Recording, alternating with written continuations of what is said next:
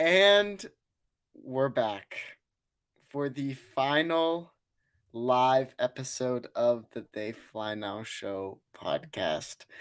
I'm one of your hosts, Carter, or Cart2D2, joined with my co-host, Hereth Productions. What's up, everyone? And today we are going to kind of cover the state of the podcast because, yes, we're not going to be live, but we're still going to do it. It's just scheduling stuff comes up. And then we're going to talk about Star Wars Celebration, talk a little bit about just kind of some, what's the word? Why am I blanking right now? Just some news that's been going on in the Star Wars community. So without further ado, let's get on with the show. They fly now! They fly now!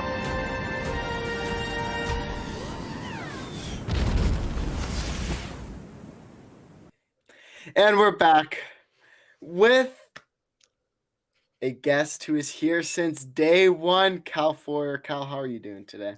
Man, I'm doing good. It like legitimately, before we went live here, we kind of broke down time. And the fact that it has been just about a year, and my mind is blown. It does not feel like it has been that long. Yeah. It's crazy. Time flies. And like I was just looking, so 11 months ago was our first episode, but I mean the creation of the show was weeks before that. Probably around a month before that. So it's really crazy. It kind of baffles me that like we're still going and we're still going strong and we have accumulated 170 subscribers. Like that's awesome for just a year of doing this show and talking about Star Wars every week. That's like, it's amazing. And I was going back, just for the thematic theme of this episode being the last live episode, I went back and watched the original first episode. Dude, it's rough as hell. It is so I rough. could not get Like, the well, 20 minutes. I would imagine within a year's time, right, that you guys get a little bit more comfortable with yourselves, your voice, your platform, and stuff like that. And it is kind of night and day to look back and see you guys kicking it off to where you are now. We also just were so really cool young at the beginning, like as well. Like we're little babies at the beginning. I know. You're still little babies. Oh. we are still the youngest ones, basically in the community. But like of the adults. Yeah, I mean, still, you guys have made a lot of growth this past year. I think as not just content creators, but as people as well. Yeah, and a lot of growth as a person. I can say thanks to all of you guys, and like I really mean that. I know like this show has helped me through a lot because, as all you guys know, I wrestle and stuff, but then I tore my shoulder and was out for like 8 months. And for that time, I couldn't really work out. So like something I would always look forward to keep me in a schedule because I couldn't work out. Like there was a time when, if you guys remember, back when I was in my sling and stuff, I couldn't really do anything. My schedule was just kind of everywhere. I was taking a gap year from school. And I didn't really have a whole lot, but like this show was something that every week I could come back to that gave me a bit of structure and a bit of joy in my week, even whenever it was a little bit rough. I don't need to say like I was there was a time there where I was going through some tough stuff, whether that would be with like a significant other or just life in general. And like this show has really helped me a lot through that. Oh yeah, a lot of people function very heavily off of routines and stuff like that, and when that gets completely thrown out of the window from an injury and stuff like that, it's nice to have this comforting space to be in, let alone something to look forward to, every week. It kind of helps you keep that rhythm going, keep your chin up, keep pushing through a lot of that tough stuff. So it is definitely a boon, to be sure. Yeah. And like even as Star Wars fans, I think I can speak for Hereth for this too, that this has like helped us progress as Star Wars fans and have these really in-depth conversations about different characters or different stories that we probably would have never had before. I would not have a whole bookshelf of Star Wars books behind me or beside me if we didn't do this show. And honestly, that's kind of how the whole show started. We can kind of go over the beginnings of the show. That was insane back in June, because I remember, like, I think we were in, like, Choco's public server, and, like, we were just, like, chatting. It was you and I and then someone else. I forget who the third person was. And I was like, throwing around the idea. I was like, I don't know, I want to kind of start a podcast. Just kind of, you know, I'm kind of inspired by High Ground, kind of inspired by Dyad. I kind of want to do something. And you're like, I'm inspired by that too. And I'm like, I want to do something as well. And then it just kind of kicked from there. Yeah, and I remember that night, and I'll try to find the exact day. We ordered Lost Stars. I don't know if you remember that, but we both ordered Lost Stars that night, and we read it, and then we read it during the first wave episodes. We're like, okay, we're gonna now talk about Lost Stars, and I think that's why that book has a lot of meaning to me, is because that really kicked off. It kicked off the greater love for Star Wars that goes beyond just, you know, hey, yeah, I've seen the movies and I'm a fan. Yeah, and now we're flying across the country to go meet everyone and going to a Star Wars convention. Fly now, flies now. Literally. And we crashed. And we also crashed, but we will get into that. We definitely crashed in Smuggler's Run. But back to the origins of the show. So then I remember one night we were up to like 3 a.m. my time, just thinking of like what we could call it. Oh my god, that was such a long list. I distinctly remember the night. I think it was Pep and I playing like the Old Republic together or something like that. And I think Hereth jumped in and was like, I got it. I got the name. And we're like, what? We're just so like completely zoned into the game, and Hereth was just riding that excitement high. And I was like, oh, heck yeah. The funniest thing was I forget what logo we made up. Oh, it was awful. It was terrible. It was awful. And then Element came in and was like, no. You're not having this as a logo. You are not using it. And we're like, oh, okay. I love running design stuff past Pep because he's not afraid to be like, this is wrong and here's why. And I'm like, yeah. Ow, but thank you. Yeah, we're like, because I think we were playing around with something in like the Star Wars text. It was terrible though. I think I could find if I could find the original logo, I would put it up on screen. But it was, I need to burn that from the memory. It was pretty bad. I think we were going for something like the color scheme of Rise of Skywalker. It was like that blue and yellow, and it was like, and then Element was like, why don't you make it more cartoony? Like why limit yourself to like just a narrow view? And then he literally threw this together, and then we added because remember, Carter, do you remember this? Like you were like, okay, well, I was holding up a little guy, a little action figure of a scout stormtrooper.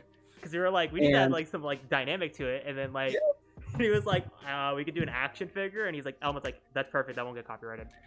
I wonder if because we didn't want to get copyrighted. That was the big thing. Let me see if I have the picture of the stormtrooper. What's it called? I remember trying to like rotoscope around your arm, and it was like that was funny. Yeah, trying to Photoshop around my arm, and then like we had to keep retaking it because like we wanted to make sure that the least amount of my like fingers were showing. and also, you have to like get it held. So here it is. Right, where like here it is. How do you hold something without having your hand around it? So here was the original. Ah, that's good. And then here's what we ended up doing. Thank you. Just drop it. Just drop. Okay. Delivery. So here's the original, or here's what we use. See how because we're like, okay, my hand's way too much in this picture. Yeah. And then like we were like modeling it all different ways. We had it like this, so all different things.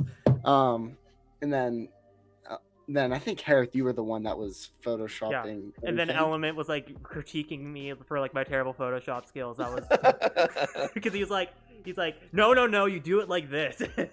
He was like, showing his screen. Yeah, I really do appreciate that though. When especially because for a lot of my a lot of my stuff on Twitch kicked off right around the same time as well. Actually, a little bit after, I think, in September, whereas you guys were like July, you think you said. And for me, there's a lot of those moments as well where it is, hey, there you go. Hey, I got it. Wardrobe change. Where just during the initial creation process of, for you guys, the podcast, and for me, the Twitch channel, like just so much thought goes into that. And it's really cool to see where you start and the ideas you have to start out with, and then where you guys are now. And now you have it on a t-shirt, right? Yeah. Yes. Like, shout out to Brooke. Yeah. That's so awesome. It is. It's really incredible. It is. Like, it's just like we built our brand, right? And we're going to continue to build. So I think that's a good segue into the next little portion, which won't be that long, but kind of why we're not going live anymore and like going forward, what's going to happen. So basically, I'm wrestling at Arizona State University. So that's like, I live in Pittsburgh, so that's the whole entire way across the country. And we have to report at the end of June. So next Wednesday, I will be leaving to then go train for the summer and everything. And it's just like the live show would be a little bit too much because I don't know my schedule. I don't know when I'm going to be having to study and do all other sorts of things. So we thought it would just be best if I think we're going to take a few weeks off because I want to get settled and to know when, and Hereth's schedule is also changing a lot too. Yeah. So to kind of know whenever our schedules will be changing and like when our free time is and when our free time will, align with each other so that we can continue to do the show, because it's something I think in both of our fields that we kind of want to pursue, that I know I definitely want to keep doing this because I think it will just keep help going forward. And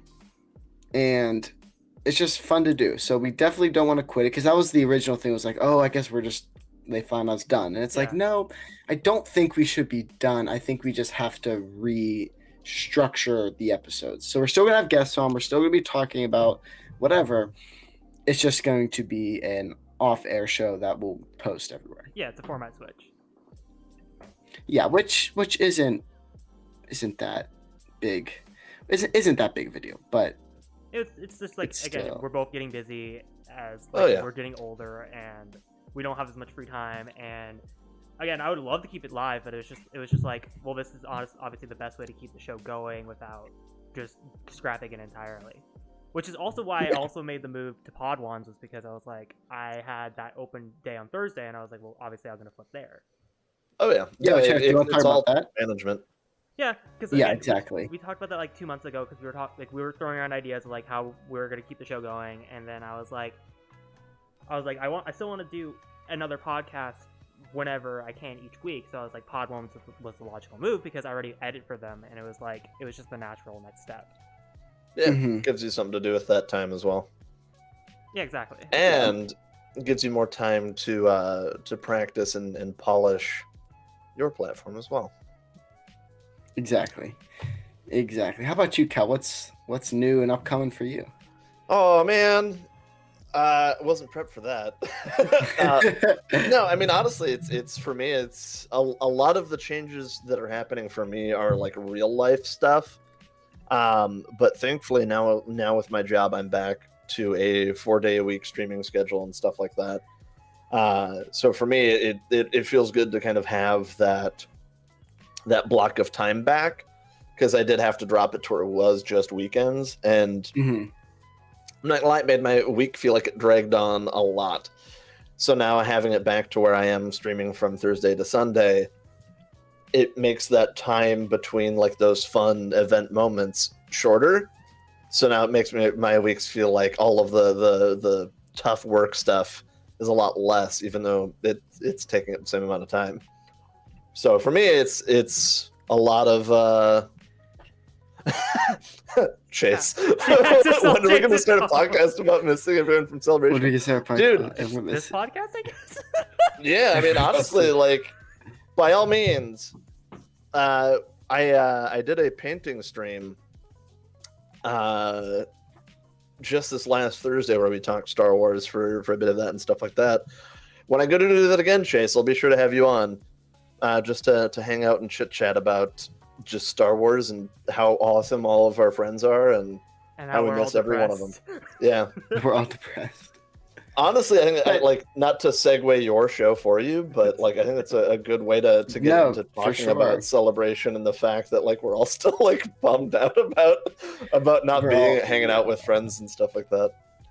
Yeah, and even after it's over, you look back, you're like, oh my gosh, that person was there. That person was there. I didn't see them. I didn't see them. And it's like, yeah, you'll see somebody post a video of them. And like, you were at Celebration. How didn't I see you? Why didn't I say hi? What the heck? That happened with me with Fern because she like showed up on Saturday and then I didn't see her Sunday until, actually. I think. And then it was like the second I saw her was the second I was leaving. Like I remember like coming in the group and being like Fern, and then I was like I feel bad because like I literally just met you as I'm literally walking out. Yeah. Well, I feel bad too because some people had to leave early and stuff like that too, and some people got in late, so it was a lot of chaos. But yeah, like I had to leave on Sunday morning, so I didn't even get to see Fern at all. Yeah, and oh, damn. Honestly, I was talking to Hereth a little bit about this before we went live as well. The revelation that you don't get to see everything. There's just not enough time. You can't be in line for every panel at the same time. There's stuff happening at the same time, and you have to pick and choose. So inevitably, you will miss stuff. And I think the tough thing for me was the Star Wars stuff I was fine missing, but missing certain people and missing friends and missing saying goodbye to certain people too. I didn't realize that would affect me as much as it did when it's like, oh man, I didn't really get to say goodbye to Carter because he was gone in the morning. Yeah. Oh like, no. So many people. I felt so bad. I saw it Celebration. I was like, okay, I'll see you later. And it's like, wait, I'm not going back. That's not a good. And I'm not seeing anyone tonight. Yeah.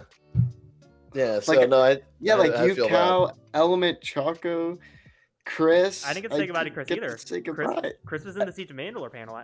Yeah, so I didn't get to say goodbye to Chris either. That was. Yep. It's like, damn. Yeah, I remember walking out of the hotel room because it's like me, Hereth, Char, we were Alanis, all in Char's hotel Luke, room that Aiden. last night. We're all in Char's hotel room, and then I had to leave, and it was like because it was the last time I was gonna see them, and I haven't told this to anyone. I got out of the room and just started crying. Oh yeah. Yeah. The second I left, there was a 15-minute period where I was waiting for my Uber to pick me up, and I was just sitting there all depressed. It's like, oh my gosh, these people. But it's like, but then again, I was tempted to go back in and say goodbye to everyone, but I was like, I said goodbye. That's kind of weird. So I'm just gonna stay here and just wait and be sad in the corner. Yeah. Yep. And it's like, it's sad. But then you think of it like all of us have built a very strong relationship over the last year from it's just sad in the best being way online. Yeah. So it's like, okay, it's just gonna go back to normal. But eventually we'll see each other again. Oh yeah, and like it hit me in waves because I think we were one of the last groups to actually like leave the convention center. Like we were there when like all of the food trucks were gone and they were bringing in forklifts to pack stuff up. Like we stayed pretty much until they're like, "Hey, you guys need to leave." Because we just didn't want to say goodbye to everybody. Yeah. You're in the last skeleton crew, basically. Oh yeah, and so for me, like there's several moments where it was, a different group of people or a different person would say goodbye, and then like the emotions would hit you again, and like I remember even getting to the point where like Pep brought me to the airport, and just like that moment again, having to say goodbye to a friend and then get on a plane and all of that chaos was rough. And yeah, like Chase said, like it's so tough when we had to drop Chase off at his hotel and just like bye, or not his hotel. I think was he saying? Wasn't he saying that was with Luke? Yeah, it was Luke. Yeah, because I heard about that. But yeah, like just every time it was just like another Band-Aid rip every time, and I'm like and it wasn't really until I got home and it was like quiet and like there's nobody around and I don't really like know anybody in the state that I live in and stuff like that, it really, really hit me again of like, oh my God, that was so much fun. Because like, and yeah, I would say I have the benefit of like, there's a lot of creators up here in Washington. So like Haley's up here. So like I have the benefit of like a couple people up here, but like for a lot of people, it's just like that's it. Yeah, no, I think that was the thing that really hit me the hardest is because like I'm pretty introverted. And like I'm okay now. I've been okay and stuff like that. But it does hit you when you go from that much energy and love and friendship to nothing. Quiet. Yes. And it just hits you and you're like, God, it might be like, you know, another year until next celebration that there's just that much awesome around you. And it kind of hit me. And like, there's definitely a few nights where I'd randomly just break down crying. And I'm like, man, it was so fun, but boy, does this suck. But like, the reason why you have that is because of how awesome it really was to really get to hang out with everybody, because it was surreal to have these friendships that we've made through Discord and video calls and stuff like that, and get to see people face to face, and they're just as awesome face to face and just as loving and caring and you know, welcoming as everybody is there. It's so fun. And the reason why we get emotional like this is because people are that awesome, man. I remember before celebration, I was so worried about like, oh God, what if they're not genuine people? Like, oh God, like that did like flicker for a good second. Like some people, I was like, oh God, but like no, everyone was like exactly who they were. There was no fakeness, no nothing. It was everyone was as genuine as they put themselves out to be. Oh yeah, yeah. I would say that maybe there was a tad bit of awkwardness for like 5 minutes. Maybe. Yeah, because I think everybody like, kind of has that hiccup of like, wait, this is real. I'm like, I remember getting out of my Uber because me and Chase met at the airport because we somehow got on the same flight. What? Yes. So cool. Yeah, listen to this story. So we had to go to Dallas, Fort Worth. So my flight was Pittsburgh to Dallas, and Dallas to Santa Ana. Well, Chase went from wherever he flew out of to Dallas, and Chase texts in like our group chat and was like, hey, I'm gonna be there at 1:00. I just arrived in Dallas. I was like, hold on. You're in Dallas? Wait a minute, I'm in Dallas. so then I texted him. I was like, wait, what's your flight number? And it was the same flight. And I was like, holy crap. That's so cool. Yeah, and it was nice because like I had a buddy to travel with for the day. And then we got into the Uber, and then out of the Uber, and I see Bale.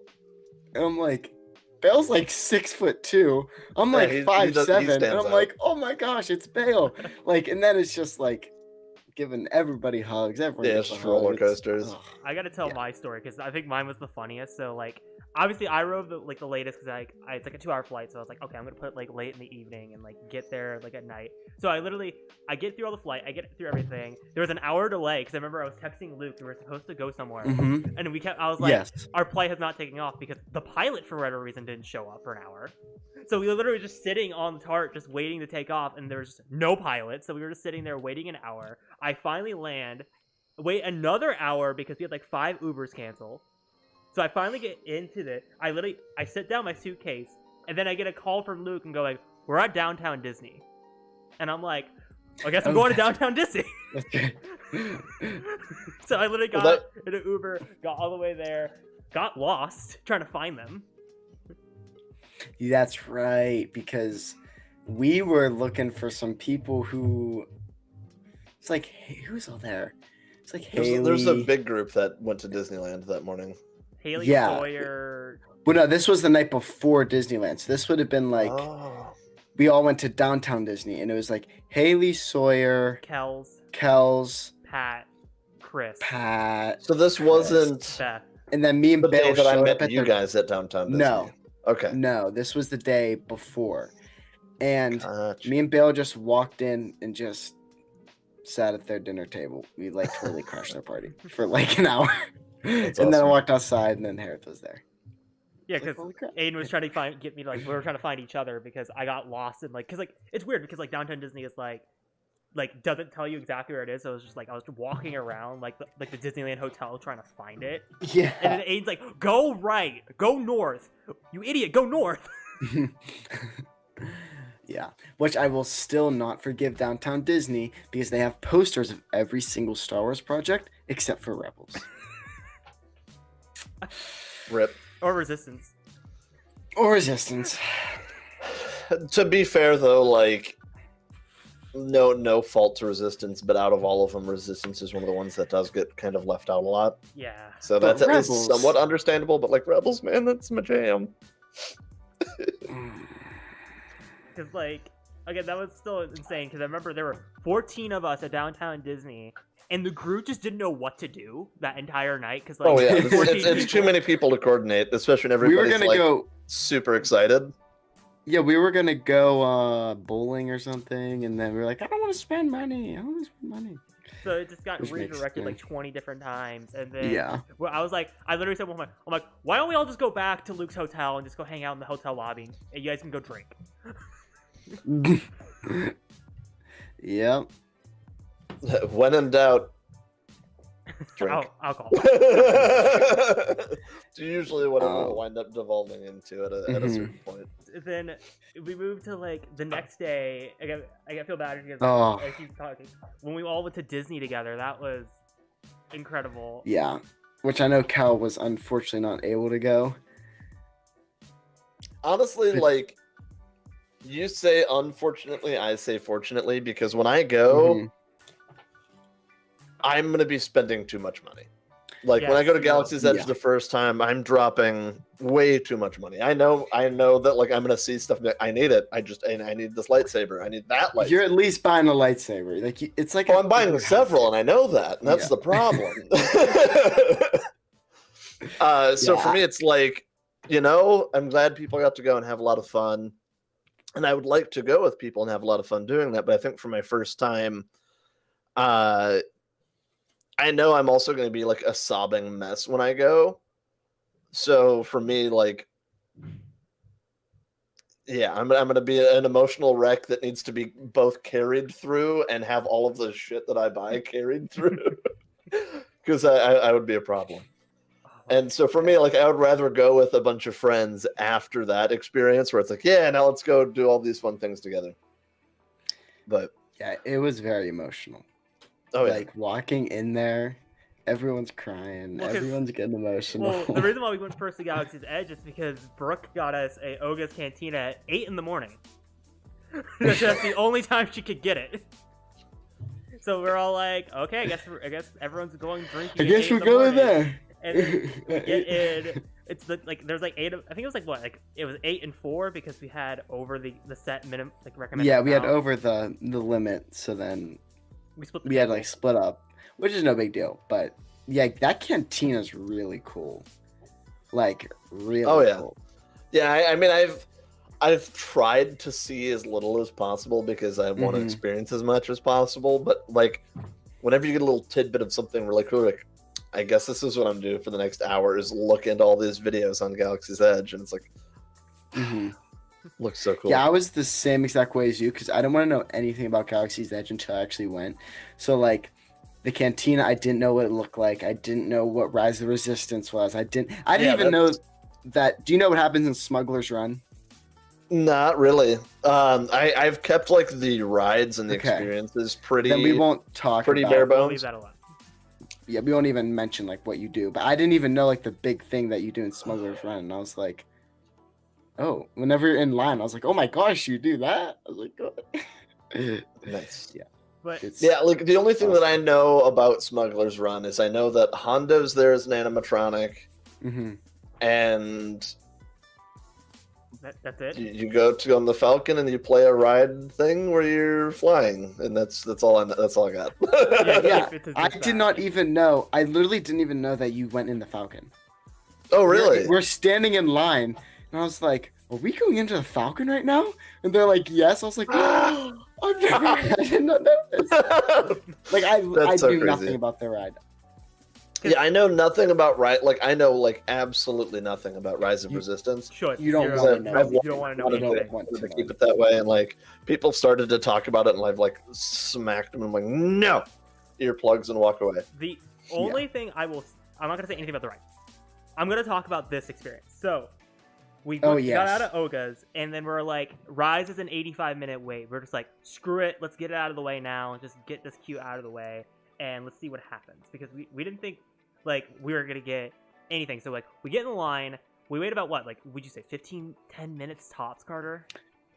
10 minutes. Yeah, I think I heard that about what happened. So we were sitting this, and a cast member walks up to me and my dad and goes, how many people are in your group? And we go, 13. And they go, just come with me. And they take us all the way to the Lightning paid experience and just walk us through for free. Yep. And we were on in 5 minutes. It was incredible. It was incredible. That lady, I think we all wrote her nice reviews. We're all 5 out of 5 star cast member, would recommend again. 10 out of 5. Amazing. And that just kickstarted the morning of being so special. I think then we went to go buy lightsabers. Then Luke got cornered in by Chewie. Yes. Yeah, Luke got, because he's wearing an Empire shirt, and then Chewie corners him and starts scolding him. So funny. Which is the best, because Luke is one of the biggest fans of all Wookiees. Yes. So to see him utterly betrayed like that, it's so good. And then Kells got cornered, and then I got cornered. It was an experience. That's super funny.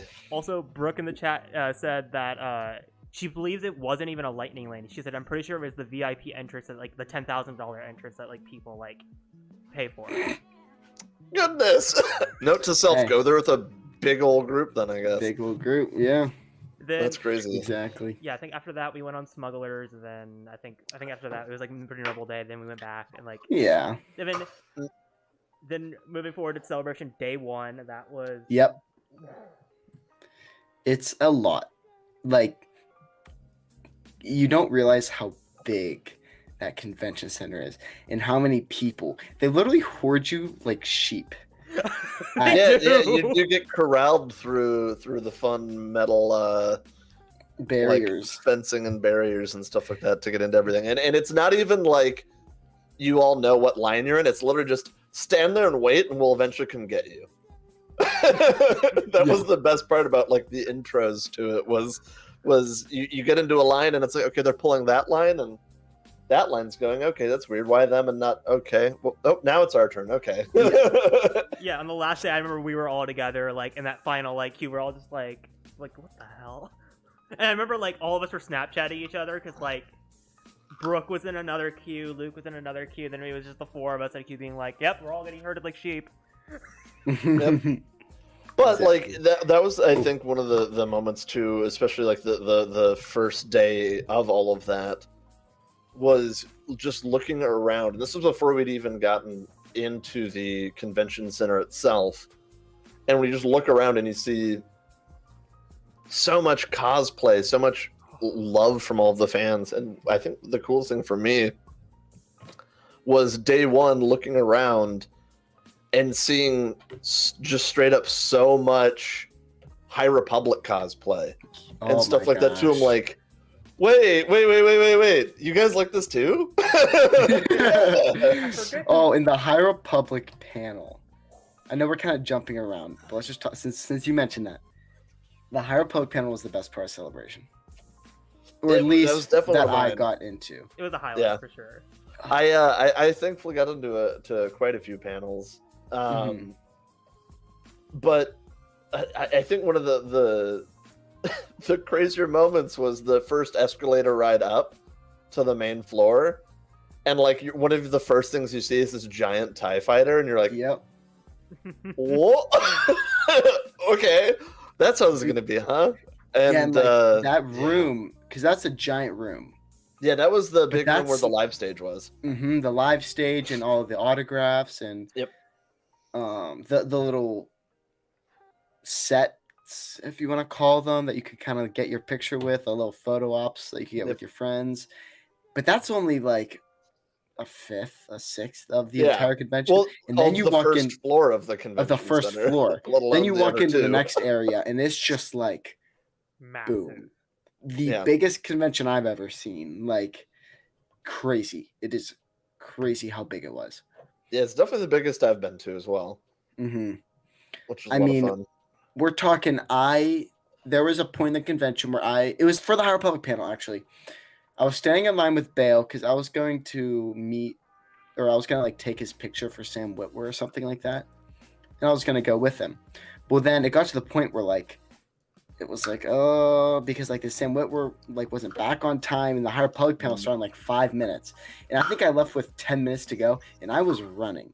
I looked like an idiot. I was like sprinting across the convention, trying to get up, and it took me like 10 minutes to get to where we were all the way down here, then cross the convention, up the escalator, up the other escalator, run down the hall, and then I'm at the stage.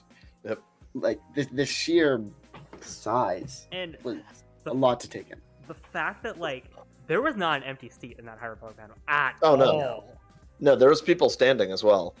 And I think that was one of the most heartwarming things to me was not only to see like all of the High Republic cosplay and stuff like that, but to even see like the creative director and producer of the whole era of the High Republic, even just we need to take a minute here because we're genuinely emotional at just seeing so many people here. We were not expecting it because this was their first like panel or anything like that for the High Republic ever, because the High Republic launched during the pandemic. So like this was their first celebration, their first like big panel for it. They could have all the authors and all of that stuff. And it was crazy.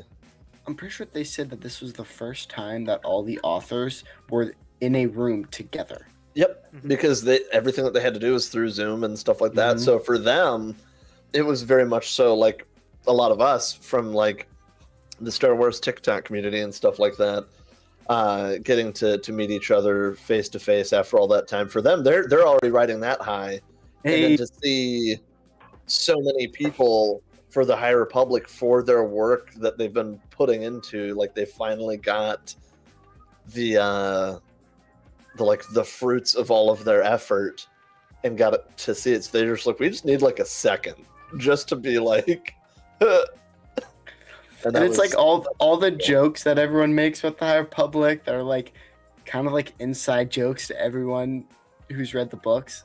Everyone's read all the books, so everyone knows all the jokes that they're making, and like seeing just the sheer crowd hype for Geode. It was amazing. And like the one person with the cosplay of it. Running across the stage. Did he freeze or anyone else? Yeah, he freeze. Hey, Element, what's going on? How's it going? Work meeting round late? Oh, you're all good. No biggie. We appreciate you joining us since you were a gigantic nerd and I thought you were saying gigantic person. Totally. No, he's like 7 feet tall, totally tall. That's definitely not. Yeah, Element's like 7 feet tall. Definitely not 5'3". I'm 5'7", okay. But apparently everyone else is like 6 feet. Hey, I am not 6 feet. I'm your height. I'm 5'9". Yeah, I was glad that we were able to share that camaraderie, especially with everyone else. But like it seems like the first people I met in real life were towering over me and making me feel like a hobbit. Yeah. But I'm glad to be here. A work meeting ran late, and now I'm here, so we can share this. What is this unofficial 1 year of They Fly Now? Why is it unofficial? Because it's the unofficial 1 year and our last live show. Because of scheduling stuff, we're just going to be an offline show or a pre-recorded show.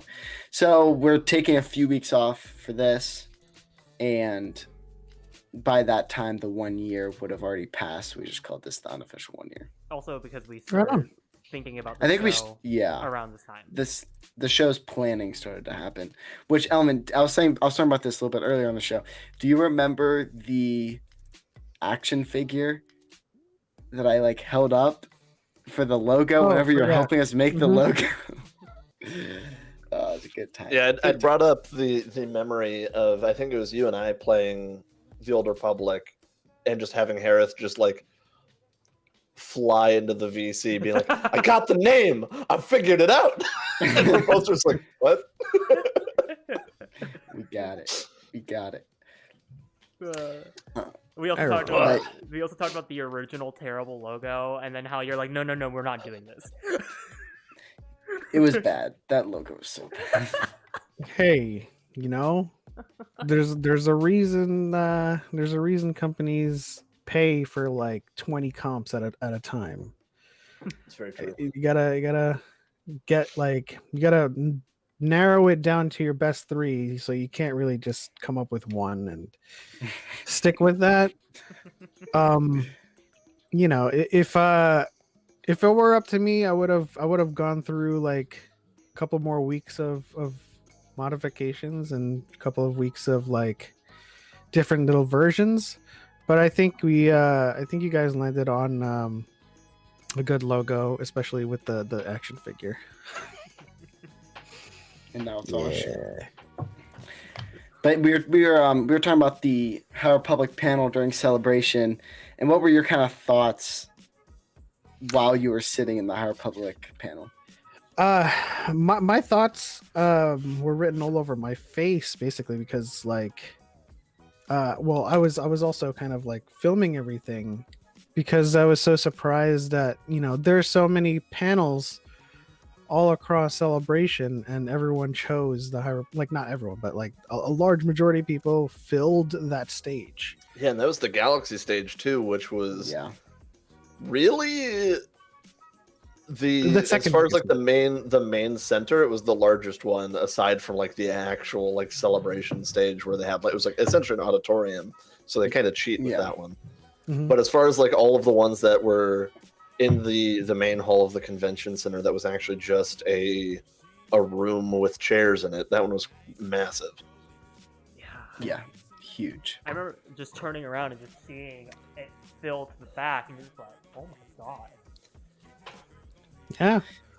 And then after that panel, the rest of the days going by, I saw more and more, like multiplicatively, cosplays from High Republic. And I was just like, wow. Like the first day, or, you know, you get your typical cosplay. Second day, we have I think a High Republic panel happened on the second day, if I'm remembering correctly. Because the first one was the Lucasfilm Publishing one. I thought it was directly after that. I thought those were both the same day. Or am I wrong? They were, because I remember leaving the Lucasfilm Publishing to sprint over to the Attack of the Clones panel. No, High Republic was Thursday. It was Thursday. It was Thursday? It was the 3:30 Thursday panel. I remember. Yeah, I was gonna say, I thought it was the afternoon day one panel. So starting from the second day, I started seeing like my first Lorna D. I started seeing more Markions. I started. Dude, that group we were behind for the author signing, that had the awesome Markion Row and Lorna D. I was like, oh. So they had the geode. They had the actual geode. Yep. There was one geode where it was just kind of like a billboard they were carrying around, and then someone actually had like a foam prop. cut. Yeah. Huh. It was so cool. Crazy. And honestly, I think what I really liked about the High Republic panel the most was obviously seeing the turnout, but getting to be there with so many of you guys as well. To be super excited for something and then look over and see like Haley crying as well. I'm like, okay, it's not just me. Okay, we're good. Like it was so fun to just be surrounded by such good friends that were all also feeling the same thing too. Like that was the panel I think that I'm gonna remember the most. Just because of how many people we got to get together for it. This was the best. Because like we don't, you know, for the past 2 years we haven't had that opportunity to commiserate, you know, socially. That's why we have these live watch-alongs now. But like, if you're not in a watch-along and you're watching your room, you can't like, yo, did you? Oh, I'm alone. So like when we're watching something exciting on the panel and we're next to friends, we're just like, oh my gosh, did you see that? And you're like, yeah, I saw that. I was like, I'm not alone. You know? No, because like I remember like if it wasn't for these two right here, I would not be in the High Republic. Like I remember when Cal got me into Light of the Jedi, and he was like, "You need." I to pretty read much this. forced you to do it. I'm like, do not talk to me again until you've listened to that. Nice. So it's Because like it's so good. so obviously that paid off. So like watching it with you guys and like everyone, that was amazing. And then just like again, like the cheer for like when like the cosplayer for Geode ran by, or like the reveals of like Battle of Jeddah and that kind of stuff. Oh, How cool is it to have the announcer of a panel be hyped for Geode? Be like, we need a Geode cosplay. It's Geode! I'm like freaking out too. Like that was so fun to see. Because usually a lot of like those panel integrations, it's a little corny, it's a little cheesy. It is what it is. It's just to kind of get the crowd hype and stuff like that. But to see them be like just as excited for a specific character, like man, that was so fun. It was so cool. And then to all the jokes about like everyone dying. Oh yeah. Well, no, they Like- they were crapping on Cavan for that I one. know, they were Kevin was getting ripped so hard. It was so funny. Yeah. That was funny And- because I leaned over to Carter at one point. I'm like, they should rip on Claudia. Read Claudia. Brooke's message in chat. The host ordered earrings from Far Far Away Factory. Oh, that's That is fantastic. That's so cool. Ah! yeah, that's really incredible. Brooke is our resident celebrity. Oh yeah. And then after the panel, I know a few of us like walked up to the stage and then just like talked with the authors for like 2 minutes. That was. Oh, did you guys follow? Did you guys follow? No, Chris was the first one to go. I got my we got it. I got my Lost Stars signed by Oh, Claudia. gosh. Ah, that's so great. Because I walked I up tried to the stage, I was tried like, to get this "Claudia." signed, but he wasn't there. Rip. He just had to flex on I had him. to flex real quick. Just a little bit, just a little bit. No, because what happened with Not that? Oh, sorry, you go, Owen. Well, the cool thing about that, and I keep on, and this is like a low key flex too, is that I wasn't there to actually storm the stage. I was there to deliver coffee to Daniel Jose Older. Yeah. We were in line for coffee, and Pep sent a message, "Hey, do you need coffee?" Yeah. And so like as a group, we were able to get that, and I felt dumb because I got lost and turned around, so I left while they went up to the stage, so I missed out on it, and I was super bummed because I was like, "Oh man, I really wanted to meet DJO so bad." And the next morning, we're all standing outside, and I'm just, kind of just chilling there, just eating in the day. And all of a sudden, he just walks up and is like, "What's up?" And we're like, "Ah!"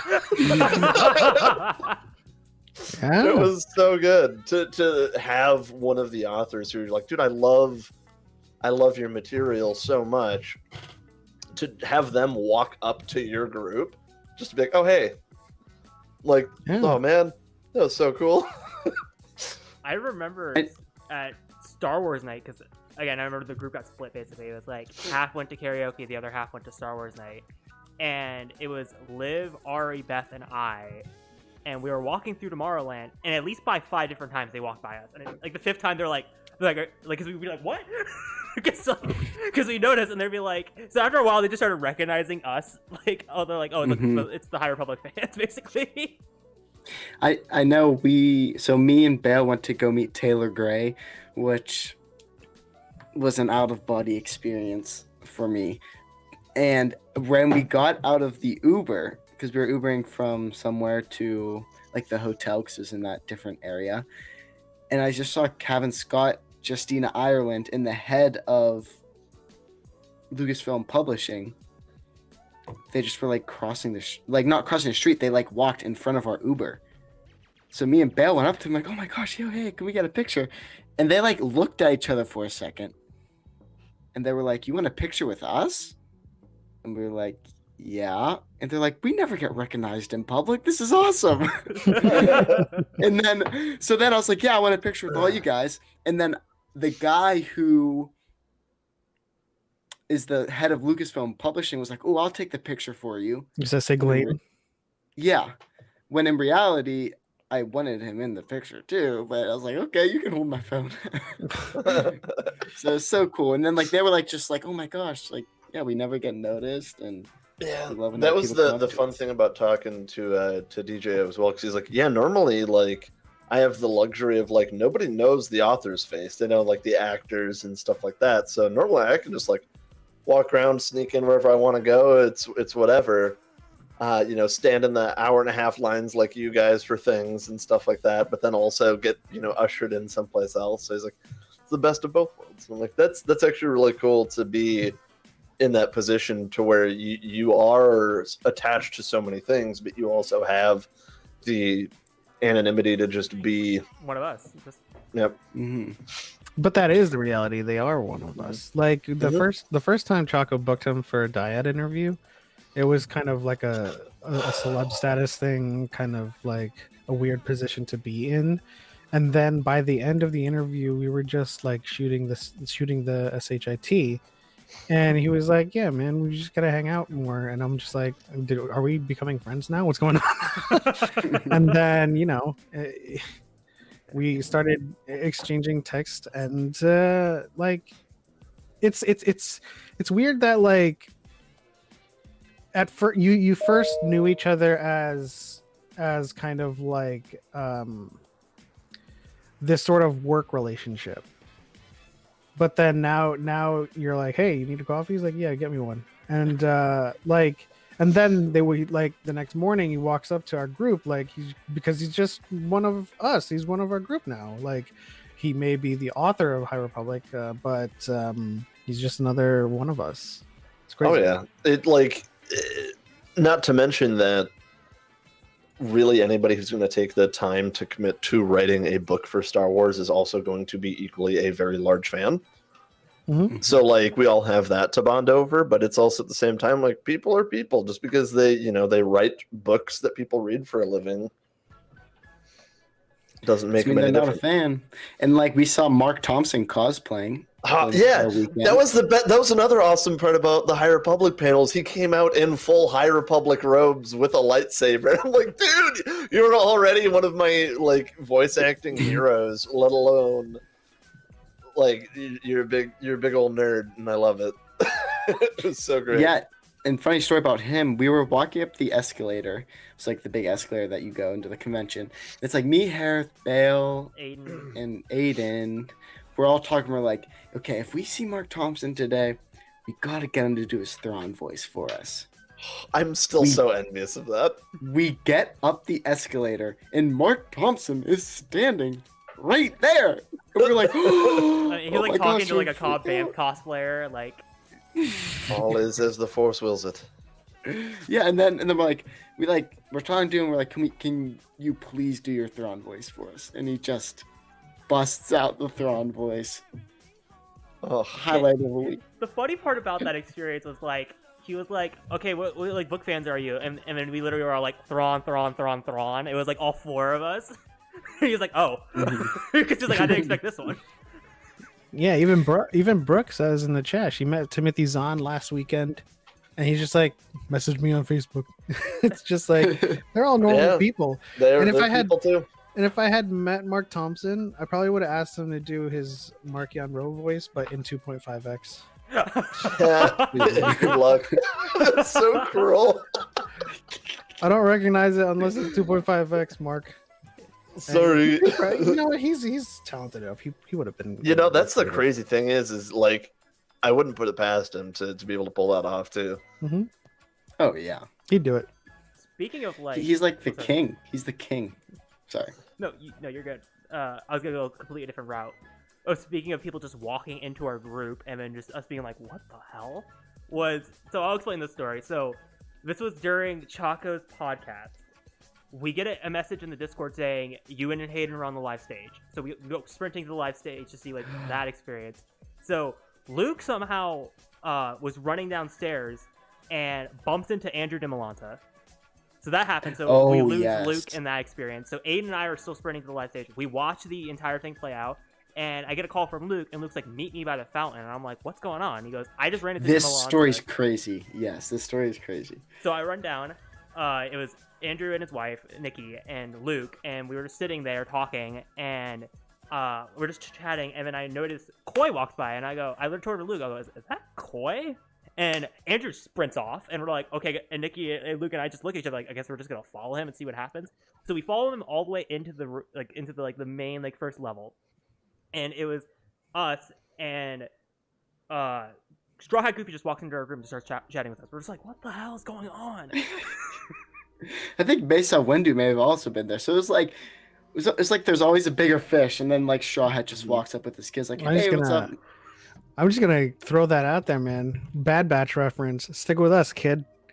Because because when Juju's around, we'll call him over. Josh and Andrew. I think it was the third or fourth day, or it was the third day. We were all in the fountain. Third or fourth day, either way, we were all at the fountain. They were all there. Yeah, Andrew, Juju, Mace, even Lights Out, even Gold Leader, Nerdy Hans. Yeah, a lot of everybody was at the fountain at one point in time. It's crazy. Well, it was fun to just actually get a moment to sit there and chit chat with Juju as well. And he's like, I feel like I've seen you on other people's stuff. Do you make content? I mean, I do stuff on Twitch, but I haven't really gotten into TikTok too much. And he's like, do it. I'm like, yes, sir. Okay. That was the voice that he needed because they started making TikToks. Yeah, so now we're here. Well, I mean, honestly, really what it was both Pep and Brandon pushing me to, especially during the trip as well, to be like, yo, you're recording these things, taking these photos, post it. I'm like, okay. Everybody. Content. I'll commentate that on my Instagram post. That's the only thing. Content. Also, getting to share a microphone with Josh at karaoke was a lot of fun as well. Mm-hmm. That was a good time. That was a blast. Karaoke was that was wild. Overall, a great time. I apologize that you guys couldn't stay past. We'll definitely take it into consideration if you guys are going to London and we plan another karaoke that it's like an all ages. We're running it back. London. There's different laws in London. Yes, that's true. I'm just saying, obviously, I think it was either an oversight or something that we didn't realize that under 21 would have to leave in an hour. We thought we were just separated into drinking rooms, but it's no. I'm sorry, guys. I knew that going in because Chris told me that up front. So I had that information. So at that, I think the week before, Camilla just posted in the Discord, I have Star Wars Night tickets. Does anybody want them? And nobody was taking up her offer. So I reach out to her. I go, Camilla, I'll literally buy this off of you because I know you can't get your money back. You were planning on going to Celebration, but you ultimately couldn't, and you pulled out the last second. I'll buy this off of you. So that's why I ended up going to Star Wars Night. That's why I flipped into that. Yeah. And then that's also sounds like it was an awesome night. So and that's just it, right? We were talking about it earlier. There's not enough time. You can't be in multiple places at once. You don't get to go everywhere, do everything, see everybody. But even though you can't, everything you get to do and all the people you do get to meet is just magic. Because at Star Wars Night, I'll be this honestly. I'm going to thank Mara J. Skywalker Beth for this one. We met and ran into Dave Filoni, Sam Witwer, and Matthew Wood. So I'm just like, what? And apparently Jon Favreau and Pedro Pascal were in the area as well. We just didn't run into them. But I was super bummed about missing the Mandalorian experience because apparently Jon Favreau was in there as well. Yeah, they have a huge poking around, just being like, "Hey, look at all this! Yeah." And so he was out in there excited, and that's why during the live stage panel where it was both him and Dave Filoni, he was like, "Do me a favor, to anybody listening, this isn't like a come watch this, whatever, but go to that experience if you can. It's really cool. We brought a lot of really fun stuff for everybody to see." That's why he said that, is because he was also there, which is cool, but he didn't publicize that. But yeah, I was watching Jen Markham's video on the Mandalorian experience. They had the N1 fighter and Grogu like waving at And the people. little And I was BD like, droid. Oh. I missed that. It's just no way to see everything. Mm-hmm. No. And like, even though you can look back at some of those and think, oh man, I missed that. Like missing the Mando panel and seeing the Ahsoka teaser and stuff like that. Oh, I missed that. But even though you can look back at those and be a little frustrated, it's immediately washed away by being like, dude, I had the best week of my life that week. That was so much fun. And like, I remember there's still so much overwhelming positivity everywhere else. I remember I've been searching for a Zeb Funko Pop for like a year, and I finally found it at Celebration. And I'm staying in line, I'm checking out because I don't like want to buy it on Amazon. I want to like have a little memory with it. So I found it. I'm checking out, and some wrong leak got leaked, and someone went, Ezra got casted. And I like just lost it because I was like, are you kidding me? Like they casted him, and then like obviously find out he hasn't officially been casted, but like it was just a bad report of the panel. It was rage. There was rage filled inside of me. And then Aiden came out and like basically described everything that happened in the panel, point blank, everything that happened, because that was at the point when the trailer didn't leak yet, so we didn't know what happened. Mm-hmm. And I think everybody kind of has an awesome story from Celebration where you kind of just got to be in the right place at the right time and got to meet the like super cool people and stuff like that. Because for me, we were all going out to get lunch and we ran into DePaul, and he's like, hey, I'm about to head in and get my photo with Tem. Do you wanna tag along? And I'm like, are you kidding? Duh. And so that turned into I got to tag along with him and his mom for like the whole day, and got to meet Katie Sackhoff as well and Ewan McGregor and get photos with them. And I'm like, dude, like, what? And like I still am trying to find ways to repay him and thank him for it, but he's just way too kind of a person to ever accept anything in return. What's funny about that story is that like your journey to Celebration started with Chaco just being like, I got an extra ticket, you're coming. And then like we had those conversations prior to Celebration. He's like, yeah, I mean, I'm not, those photo ops, it's like, it's too rich for me. And I just want to be around everyone and just go to Celebration. And then he got to go on photo ops and meet all those people. Yeah, like the whole thing is ridiculous. Well, like, because like he was saying, it started out with me being like, oh, I'm going to enter DePaul's contest to see if I can get a pass to go. That'd be super cool. And Brandon's like, so you're saying if you had a pass, you would go? And I'm like, I mean, I would try. I'm not going to win, so it doesn't matter. Oh, then you're going. And I'm like, what? So like for me, that's why like I all I am is like immensely grateful for everyone and everything with it, because it was going to be something that I saw vicariously through everybody's stuff, and then to not only get out there and meet everybody, but then to have even more people just being crazy generous with stuff. Like it still doesn't feel real in a lot of ways. And so for me, it's like, I have no negative memories with it, even though like some people might know the horror stories of my airport trips there and back. But like, even those withstanding, like it, my God, it still doesn't feel real. Honestly, it's crazy. Because I remember before I heard from, I think it was Brian, it was like, I think Cal's going. I'm like, no, he's not, and he doesn't have his ticket. And then I randomly checked you. I'm like, I heard a rumor that you're going, and you're like, yep. I haven't publicly said it, but I am going. Essentially. I heard a rumor. Yeah, no, and like, too many awesome people in this community. My brain and heart can't handle it. There are more of us. Like that weekend. There are more of us. It's like, that's the same. Quite literally, there were more of us that we literally could not run into because they didn't say it until last second. It was, especially at the convention, like, if I remember there's like 2 minute span where I was like, oh my gosh, like I like lost everyone, and then like I just like randomly found like Kels or someone, like, okay, I'm gonna walk with you guys now for the next hour. Oh yeah, there was just so many people. Like, if you were like, because like again, what happened in Celebration is everyone got split into mini groups. If you lost your group, you would go find another person group. Like Yep. one would be hanging out with Bale and Carter, the next would be hanging out with Luke and Aiden, the next would be hanging out with Em and Liv, and it was just like I would just like move around. Mm-hmm. There's never like one person that would be like, no, like they wouldn't be like, They go, didn't- just be like, come on, let's go, let's go. You're never truly alone there, which was crazy.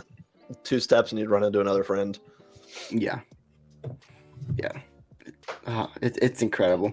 The only gripe I would say I maybe had would be that I didn't get into the Celebration store, or whenever I did. The whole thing was it kind was of mishandled.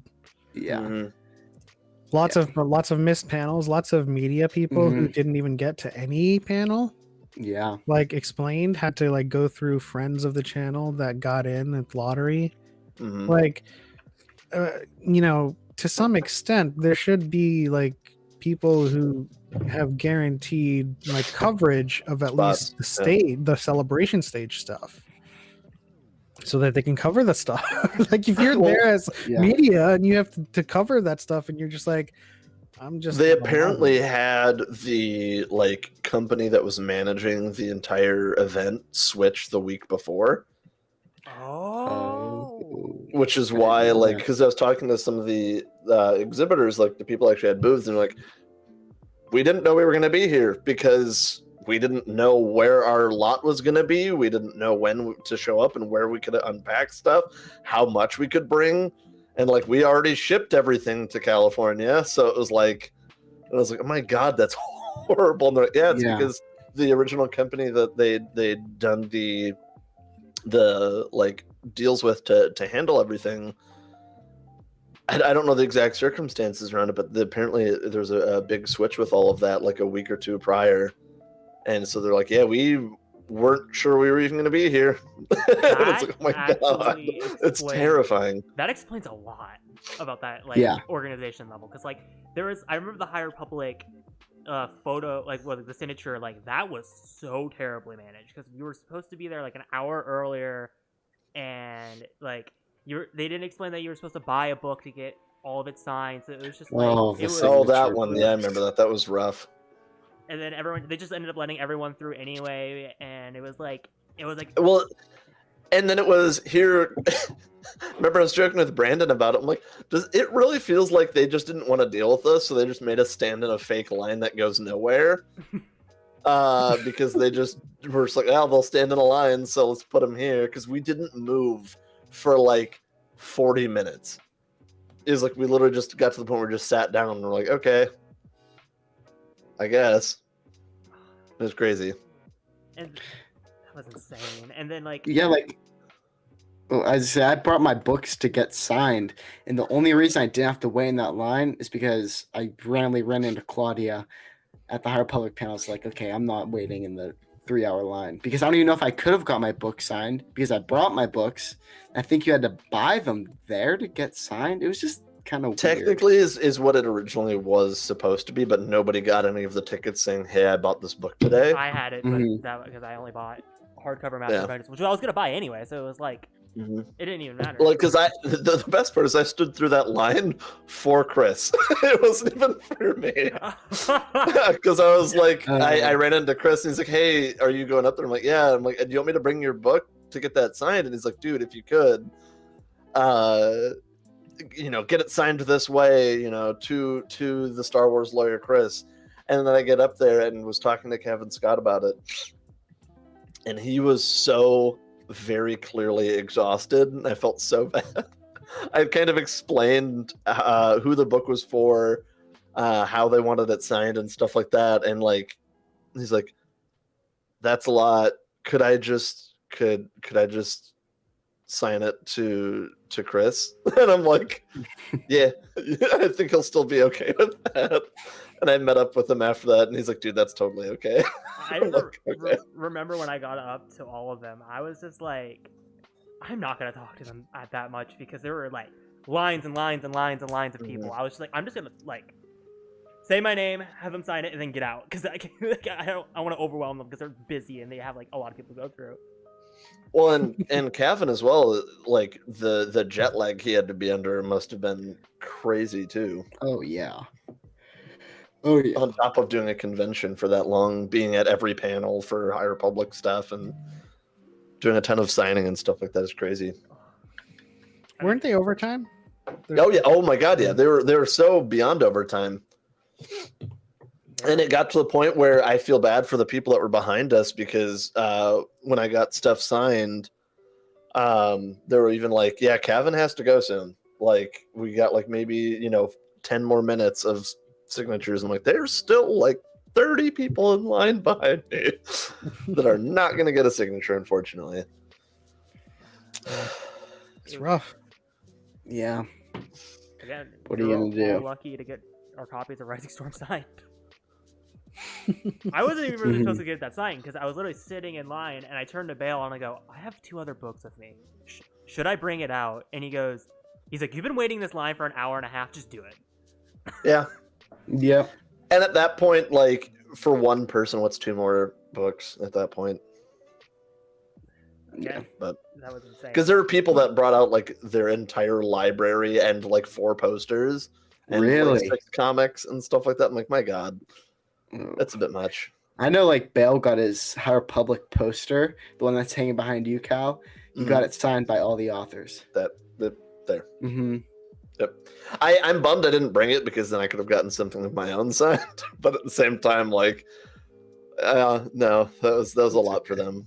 Yeah, and like the amount of exhaustion that just went on throughout that day, like sitting on the plane ride home, you're just like, I'm so sad that that's over, but I am so exhausted right now. I don't think there was a single night we got more than like 4 or 5 hours of sleep. Mm-mm. I remember because again, I went to Star Wars night, obviously, and I remember I walked. I think I did after looking at my phone that day, 72,000 steps that entire day. So like, I was just like exhausted that entire time. There was one point where like Ari, Liv, and Beth were just like, "We're gonna take a picture." I'm like, "I'm just gonna go sit over here." Yeah, Chase got the least amount. I think there were some nights where he maybe got an hour because he was just out super late and then was also like one of the first people up in the morning as well. I'm like, dude, how are you alive? I brought clothes the week to like extra clothes to like work out in, but then it was like, what is wrong with you? Well, I was gonna go like running every morning. Holy and then oh my god! Bold like, assumptions. I got up the one morning after, I think I went to bed at like 2:30. Had to get up for the convention at like 7, and I was like, nope, that is not happening. Not happening. I remember the one day I technically slept in is I slept until 10. That was me sleeping in. Yeah, I remember that because you came in late. But like, I mean, 10 is kind of late, but it was staying up till 2, getting up at the karaoke night. What time did we get back to the Airbnb? I think it was 2. I thought it was at least 3 by the time we got back. Did we go to Jack? Yeah, we got Jack in the Box after karaoke, and then we came home, and then we ate, and then we went to bed. So it wasn't until like 3:34 in the morning that we even went to sleep that night. And then we're up at like 8 the next morning, 8, 9.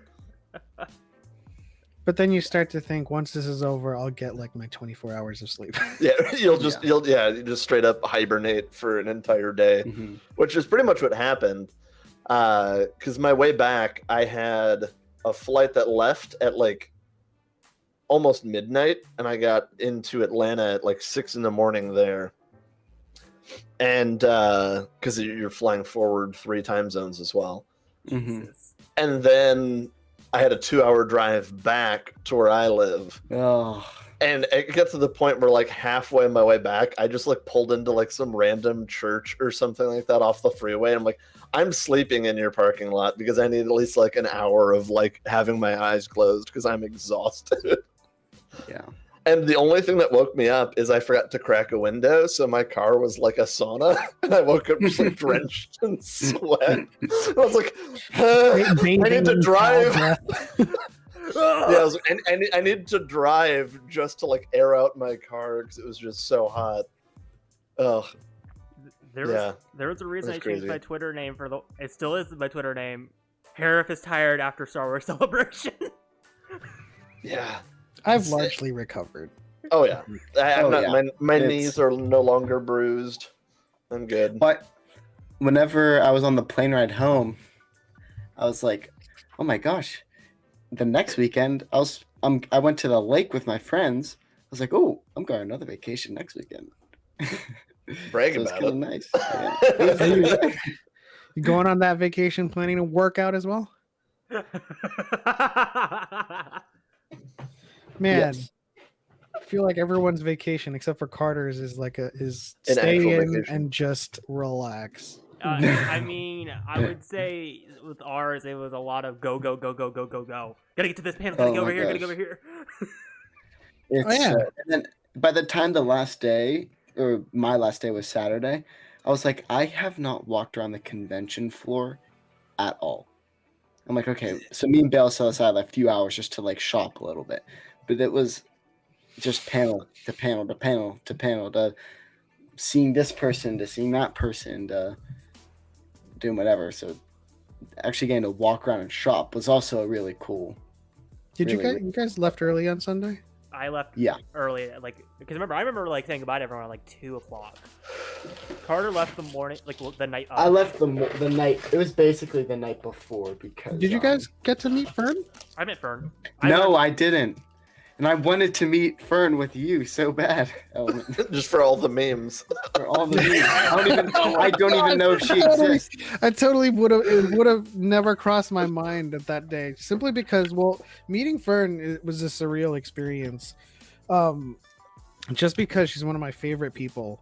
And like I just spent all day trying to get her to meet every single person she wanted to meet. Like she had a list of people she wanted to meet, and like I was like, "Oh, that's pretty good. Where are you? Where are you? Come meet her." And wait, she had a list of people of like, I want to meet X people, I want to meet X person. Like that's insane. Well, I mean, they only had one day there. Yeah, right? What are you gonna do? It's try and cram in as many people as you can into one day. Like they even got to the point where like, I'd like to go walk the floor a little bit, but like I don't need to really stop anywhere just because I know that's going to take time. Were they only there on Sunday? Mm-hmm. Okay. I was like, did I miss her one day? Okay. She just got in for the Bad Batch. Yep. Panel. They just got there, like with enough time to be like, oh hey, you're in line. I'm gonna come sit with you guys. Okay. So that was a very and if you were there, Carter, short day for them. I probably wouldn't have been able to be like, hey, it's Fern, and then like. I wouldn't have gone into the gag. I would have been like, I don't even think Fern knows who I am, if I'm being honest. I mean, I don't know. I mean, I made her meet everyone there anyway. I mean, honestly, there were many moments where it was a lull in a conversation, and Pep's like, "Who hasn't met Fern? Fern's over here." Yeah, I mean, there was the people she wanted to meet, like close friends, Kels and Beth, but. Everyone that like was a TikTok creator, I was like, "Have you met Fern?" It's just like, it's she's there for like one day, and then she has to go off and do something else with like her family, and so it's just kind of like, we'll meet everybody here. Everybody's here at the fountain, so she met like Josh and Andrew and everyone basically that we've met all across the 4 days, and. She met Chaco. I mean, unfortunately, she didn't meet the people that left early. Mm-hmm. Yeah. I barely got to meet her because I remember I put in the Discord, I am leaving in 20 minutes. Come say goodbye, basically. And Element and I were trying to find each other at like the fountain because like Luke and Aiden and I were at the trucks and we were just like walking around the fountain. Yeah. And then I was like, I'm heading out, and I was like, "Hi, Fern, nice to meet you. I'm literally leaving though." That place is a mess to find people. Like you would think that it's a large enough landmark, but like Which one? I spent like 25 minutes looking for Josh because I also wanted for him to meet Josh. Josh is like, I'm at the fountain. He's like, no, you're not. But then like he's literally on the other side and you of can't the fountain. see over because it's so you can't big. see.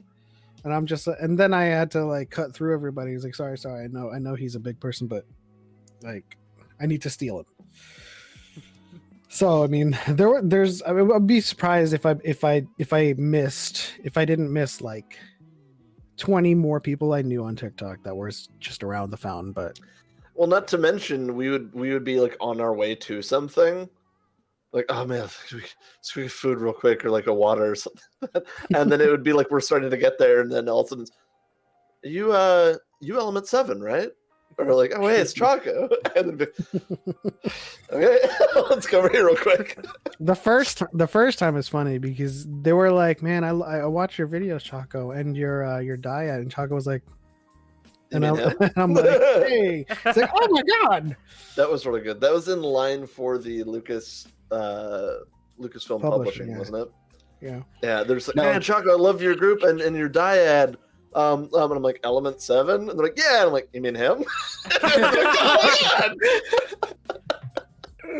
Did you get a lot of people that came up to you and were like, oh, I know you from TikTok, since you are pretty big? A lot? That's relative. Yeah. I mean, so throughout the 4 days, I could say I was stopped like over 10 times, I think. If I can keep count. Some of them were just like, hey, I love your videos, and they just walked off. And then I think I can count more along the people that wanted a photo and just wanted to say thank you. Which, like, you know, it touched my heart, because like if you watch my earlier videos, when I started, I was just like, listen, this channel is all about, like, you know, combating the whole you don't know Star Wars because you're not a fan because you don't know enough, or actually people. And so like my whole channel was always about talking about the lore and teaching about it. And then when I got my first, like, I've learned so much because of you, I was just like, stop. No more words. Quiet. I mean, a lot of misconceptions in this fandom has just been destroyed because of you two. I like to think so, yeah.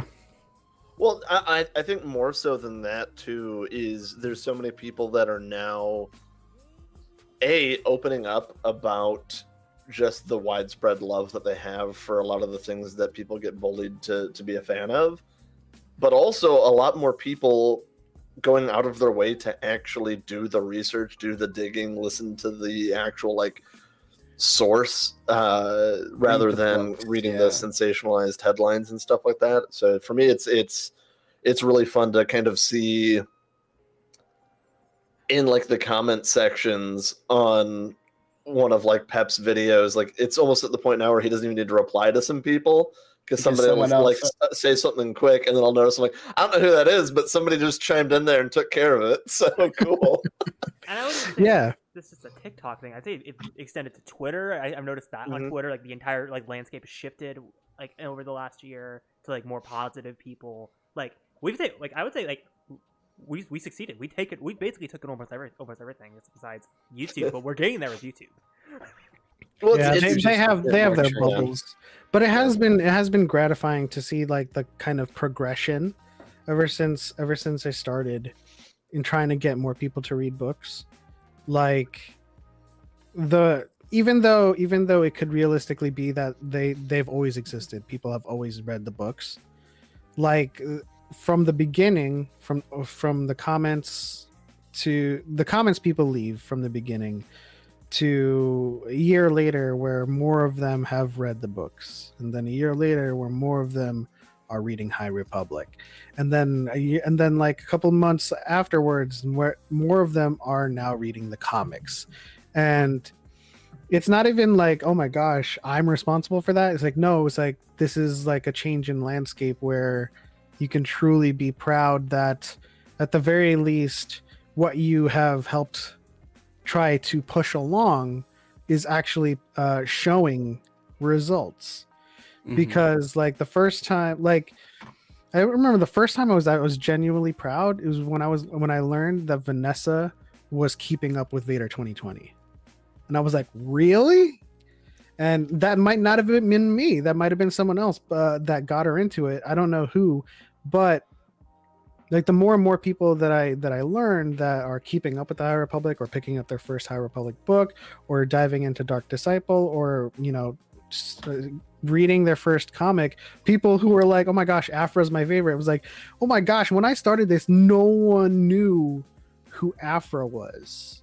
Like you would make, I made like a video of a profile video of Afra like a year in, and most of the comments were like, who is this? And then like I'd get like the 10 comments are like, oh my gosh, Afra's my favorite. And then like everybody knows who Afra is.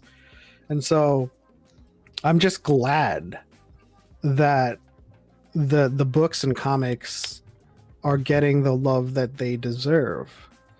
And you know, more people, especially you guys. I think we're like products of that, I would say. Honestly, I was gonna say that. I'm like, We're honestly, I feel like the two here are very much so like living examples of the, and not to knock anybody's age, but like the next generation of Star Wars fans being open and loving Star Wars as a whole, even if it's something that's not consumed directly by you guys, that it's a different shift in like the mentality of what it means to be a Star Wars fan.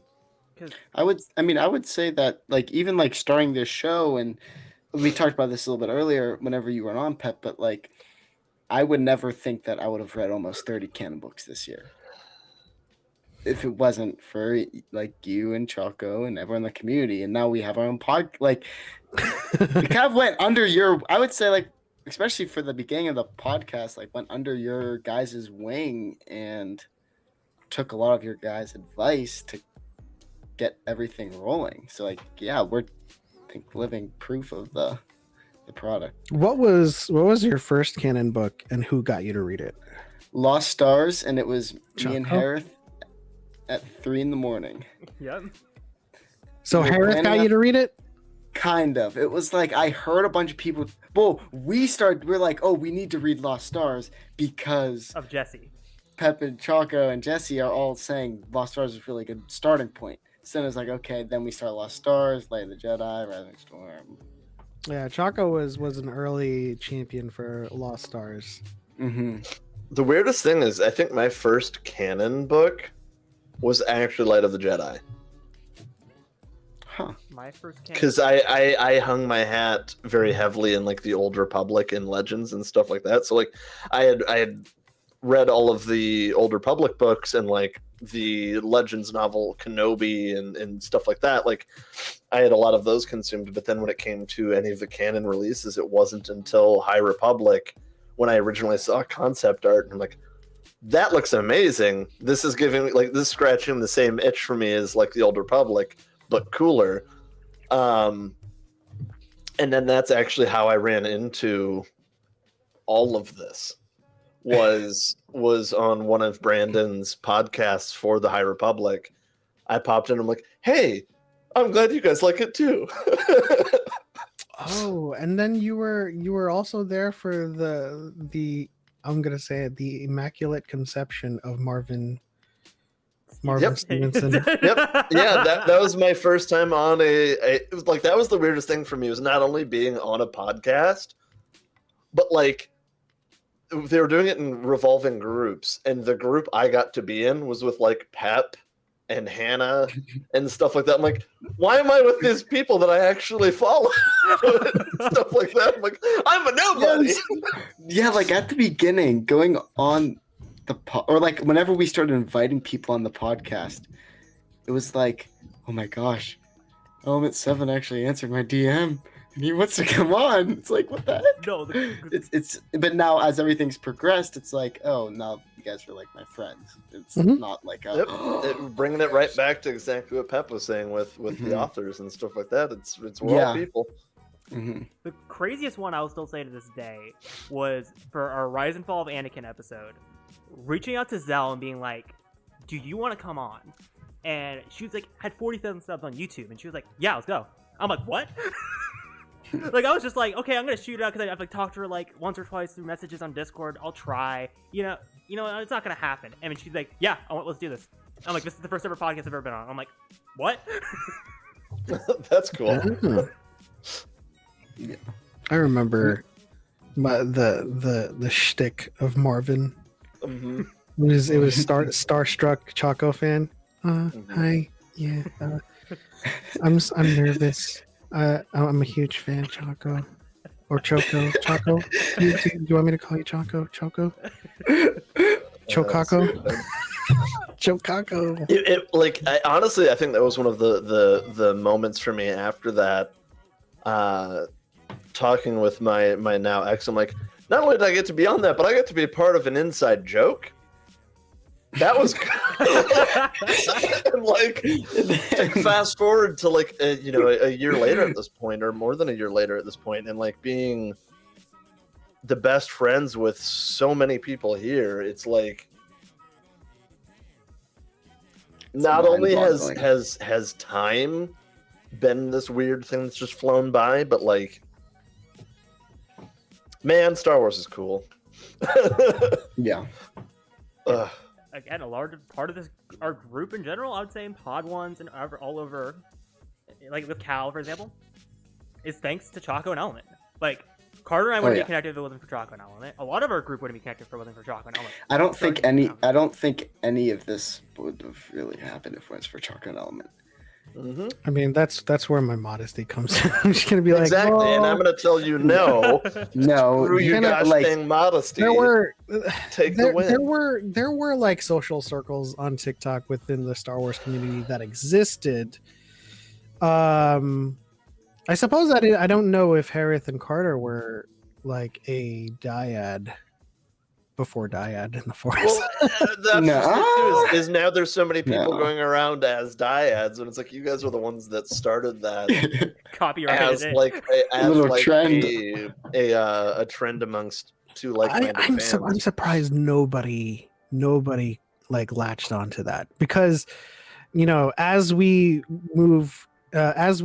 shift our business model, and I say that with as a non-business person, to dyad in the Force as a brand, I searched dyadintheforce.com, and I'm just like, I am so surprised this isn't taken. Even after a year of Dyad in the Force podcast, like, so you'd think somebody's gonna scoop it up and be like, hey, I'll sell it to you for $1,000. Yep. It's like, no. So like, I mean, this is public.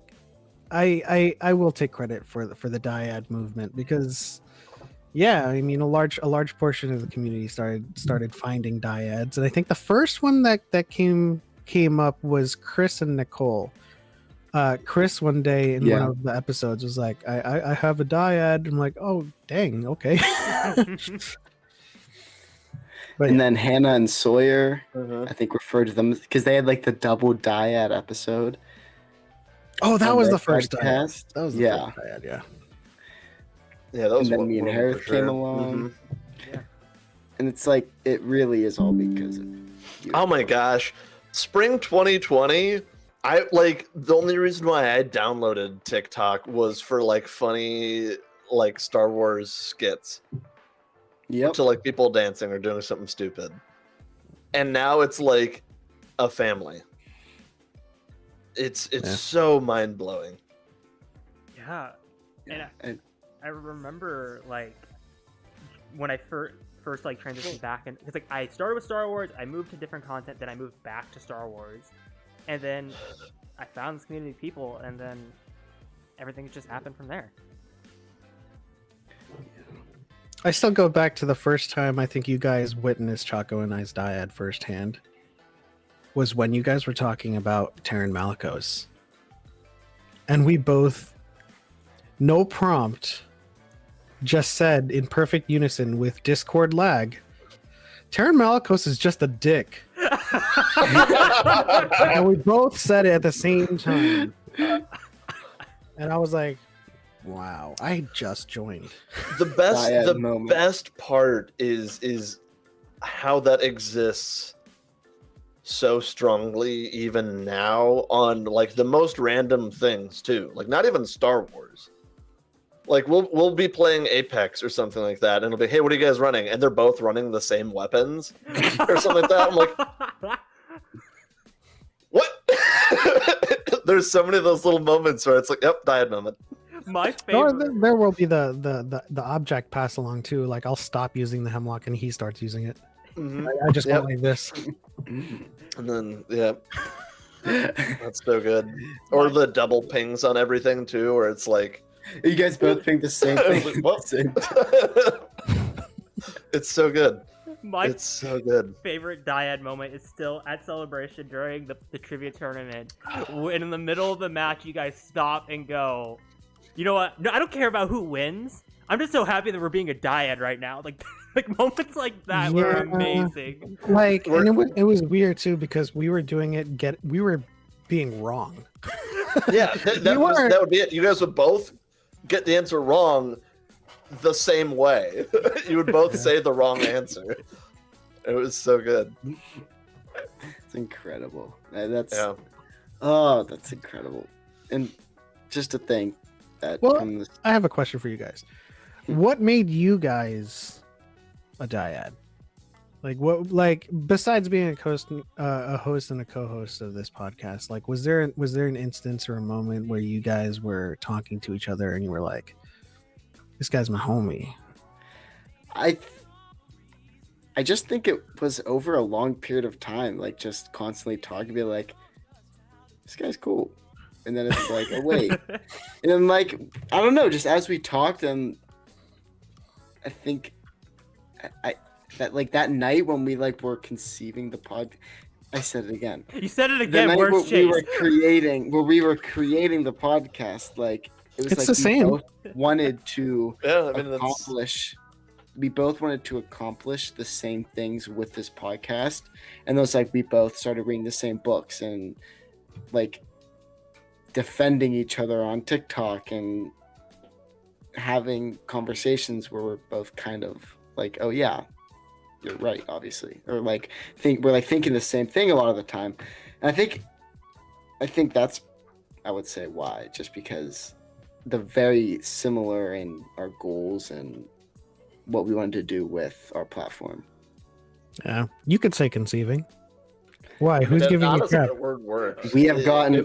I said funny, that before. Carter, do you want to explain the story on that one? I was saying this. I said that accidentally one night in VC, and then everyone. I didn't even notice like I said it, and then everyone like started making a joke about it. And I started to get really mad because no one would tell me the joke that I apparently made, and it was this whole thing. But yeah, it's the same as concept. It's conception. No, because we were laughing. Because we all started laughing because we all were like conceived, and then Chase was like, "Carter, how old are you?" And he goes, 18. And he goes, "All right, bet." And then we got a DM from Chase. He goes, "I want to make an NFT." You guys conceiving the podcast. Oh jeez. I mean, to be fair, like jokes aside, that is actually the correct usage of the word. Sure, it has multiple meanings, but like. There's plenty I of could words never have conceived this moment, you know. Mm-hmm. But it's like concept and incept, you know. Mm-hmm. Yeah. But yeah, I think that may be a good place to close it down. The last of the Mohicans. On our stream, at least for a while. I would say for the seeable future, for a while, we're going to be moving to the offline stream. So I just want to say thank you guys to all of you guys in the chat. Let's do a little chat shout out real quick. We got Brian, Cal in the chat as well on the guest starring. We got Brooke, Escape Reality Films, Chase, Pod One's podcast, Alanish, Char. Oh, it's like all the support from everyone. Master Euro. I remember the first. Dyad Live. I was like, let's shout out the chat. Connor. All right, so what are we talking today? Literally, yeah. And now it's like we got the same people coming back every week to hear us talk. So we thank you guys so much for coming and tuning in every live week. If it wasn't for you guys, we probably wouldn't be doing this. So we thank you all, and may the force be with you. Before we send off, I have one last thing up my sleeve that I've been You don't hiding have this sleeves, entire time. I'm not wearing a sleeve, but like the metaphorical sleeve. I created something last night. I went back through every episode and cut every intro together of all the live intros. Nuh-uh. So instead of our normal outro of like just thanks for watching the stream, it's gonna be all the intros cut together. Oh my gosh. I was waiting to reveal that until the end of the episode. Like that took me like 3 hours last night of going through every single episode, waiting for all of it to download, and then taking it into Premiere and like slicing it all together. It's crazy. That was the thumbnail. That's incredible. Thank you so much. Oh my god. Are you gonna play it? Because then I'm gonna have to unmute the stream. Yeah, you're gonna have to unmute the stream. All right. Well, thank you all for joining. May the force be with you. Always stay tuned for this 4-minute show. Welcome to the They Fly Now show. I'm Hereth Productions. This is Car2D2, and What's going welcome on? to the very first episode of the podcast. Today we are going to be talking about comparing sequel hate to prequel hate, and we have an amazing panel of guests here. Welcome back to the They Fly Now show. Episode 3. Welcome back, everyone, to episode 4 of the They Fly Now show. Welcome back, everyone, to episode 5, right, Hereth? Yep, episode 5. Welcome back to the They Fly Now show. Welcome back, everyone, to episode 7 of the They Fly Now show podcast. Welcome back, everyone, to episode, is it 8 now? Welcome back, everyone, to episode 9. Welcome back, everybody, to the They Fly Now show, episode 10, season 1 finale. Welcome back, everyone, to episode 11, right, Hereth? Yep, episode 11. Welcome back, everyone, to episode 12, season 2, episode 2. Welcome back to the They Fly Now show, episode 13. Welcome back, everyone, to episode 14, season 2, episode 4. Welcome back to They Fly Now show, episode 15. What's going on? Thank you guys, you three, for joining us. We really appreciate it. Episode 17, right here? Everyone to They Fly Now season 2 episode 18. Welcome back everyone to They Fly Now episode 19. Welcome back everyone to episode 20. Welcome back everyone to episode 21. Welcome back everyone to what we're calling They Swing Now. Welcome back, everyone, to the They Fly Now show Thursday night edition. I guess there's no football on tonight. Welcome back, everyone, to episode 24 of the They Fly Now show podcast. Welcome back, everyone, to episode 25 of They Fly Now. Welcome back, everyone, to episode 26. Welcome back, everyone, to episode 27. Welcome back, everyone, to episode 28. Welcome back, everyone, to episode 29. Welcome back, everyone, to episode 31. Welcome back, everyone, to episode 32. I can't believe it's already 32. Like we're like low-key coming up on a year already, which is like just crazy to me. Yeah, we're 4 months away. Welcome, everyone. Welcome back, everyone, to episode, what is this? Episode 33. Welcome back, everyone, to episode 34. Welcome back, everyone, to episode 35. Welcome back, everyone, to episode 37. And welcome back, everyone, to They Fly Now show podcast, where today we're going to discuss the anthology movies, because you know what? Screw structure. Welcome back, everyone, to episode 38.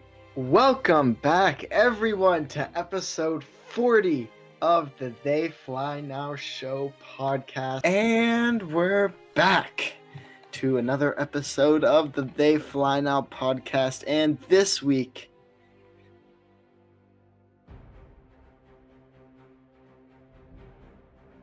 They fly now? They fly now.